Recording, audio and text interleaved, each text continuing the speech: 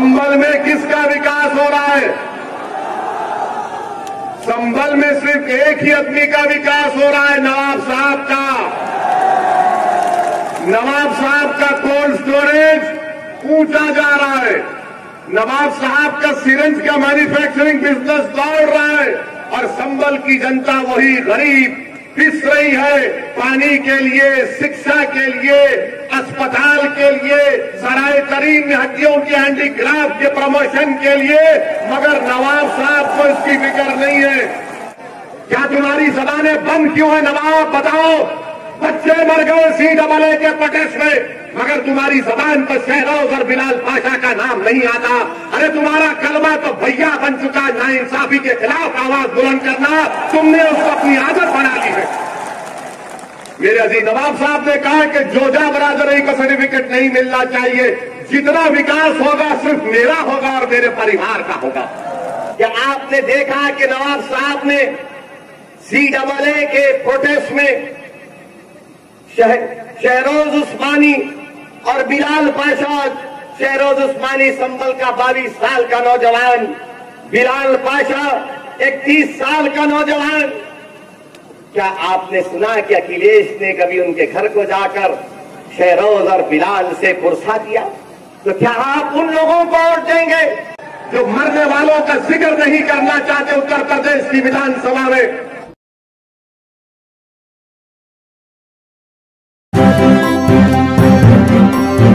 Media voice, आपकी आवाज। आप बताइए, यहां पर बस का डिपो है, क्या ये बात सच नहीं है? अगर पानी पड़ जाता है तो बस का डिपो पानी में डूब जाता है, क्या ये सच नहीं है? अच्छा, संभल में किसका विकास हो रहा है? संभल में किसका विकास हो रहा है? संभल में सिर्फ एक ही आदमी का विकास हो रहा है, नवाब साहब का। नवाब साहब का कोल्ड स्टोरेज ऊंचा जा रहा है, नवाब साहब का सिरिंज का मैन्युफैक्चरिंग बिजनेस दौड़ रहा है, और संभल की जनता वही गरीब पिस रही है पानी के लिए, शिक्षा के लिए, अस्पताल के लिए, सराय तरीन में हड्डियों की हैंडीक्राफ्ट के प्रमोशन के लिए, मगर नवाब साहब को इसकी फिक्र नहीं है। नवाब साहब को इसकी फिक्र नहीं है।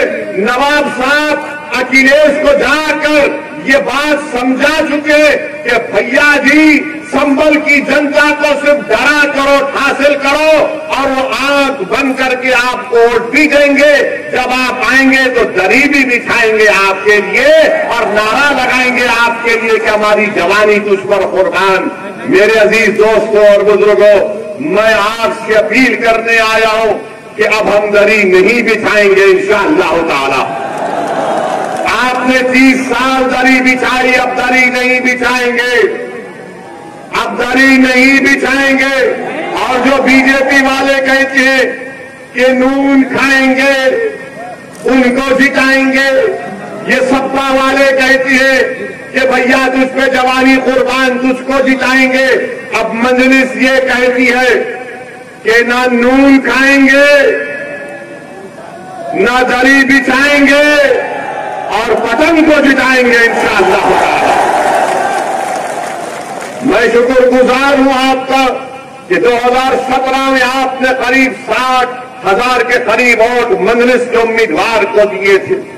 क्या यह बात सच नहीं है संभल की जनता कि ओबीसी का सर्टिफिकेट जो जोजा बरादरी को मिलता था, नवाब साहब ने उसको बंद नहीं करवाया? क्या यह बात सच नहीं है? आप सोचो इस पर। ओबीसी का सर्टिफिकेट जोजा बरादरी को मिलता था तो नवाब साहब को तकलीफ हो गई अंदर से, ये तरक्की कर रहा है तो मेरा क्या होगा? तो नवाब साहब ने कहा कि जोजा बरादरी को सर्टिफिकेट नहीं मिलना चाहिए, जितना विकास होगा सिर्फ मेरा होगा और मेरे परिवार का होगा। मेरे अजीज दोस्तों और बुजुर्गों, पहचानिए जो आपके दरमियान में सादत्तीन कोपेक को पहचानो, आप कोपेक को पहचानो।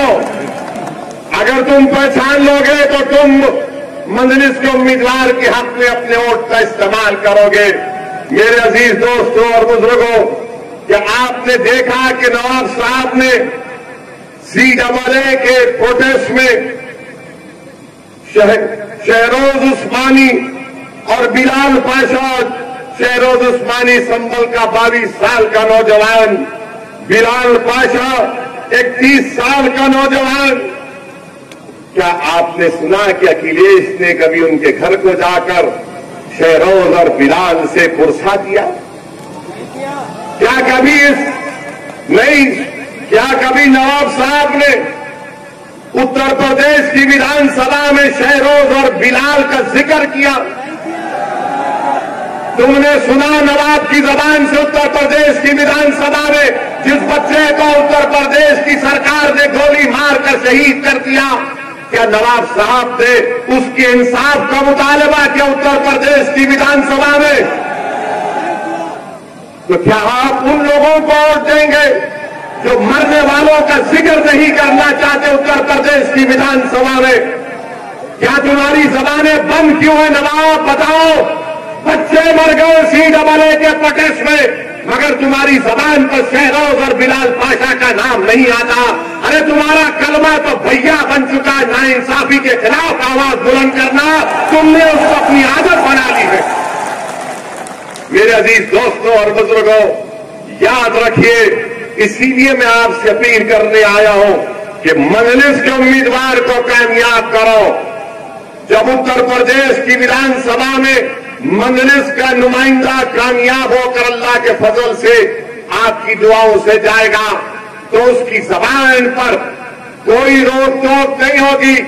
अगर अल्लाह ने यहां से हमारे मुशीर साहब को कामयाब किया, तो मैं आपके दरमियान में खड़े होकर इस बात को कह रहा हूं कि मुशीर साहब उत्तर प्रदेश की विधानसभा में आपके नाइंसाफी और आपके हक के लिए पुकारेंगे, लड़ेंगे और ऐसी दीवानगी का मुजाहरा करेंगे कि लोग कहेंगे कि संभल से कौन शेर आ गया उत्तर प्रदेश की विधानसभा में। जितने भी अब जीत कर गए, अपने आप को तो शेर तो बोलते हैं, मगर कालीन के शेर हैं ये। भैया के सामने अपनी दुम को पैरों में दबा लेते हैं। बताओ नवाब, क्या ये बात सच नहीं है? क्या ये बात सच नहीं है कि आज से 25 दिन पहले जब आप अपने पार्टी के दफ्तर में गए तो आप पुकार रहे थे अध्यक्ष जी, अध्यक्ष जी और अध्यक्ष जी, जा तू। जब तुम्हारी वहां पर इज्जत नहीं है तो संभल की जनता का विकास कहां से होगा?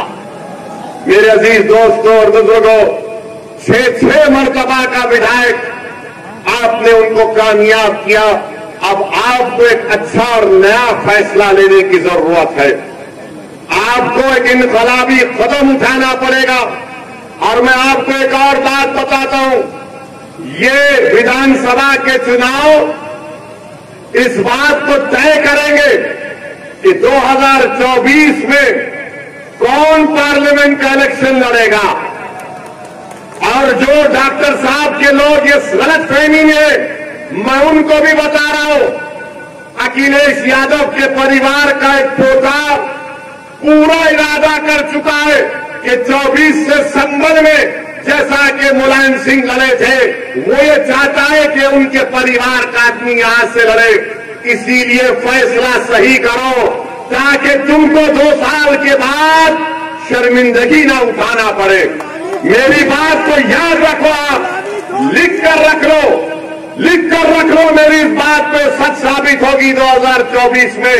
मैं भी इंतजार करूंगा 24 का इंशाअल्लाह ताला।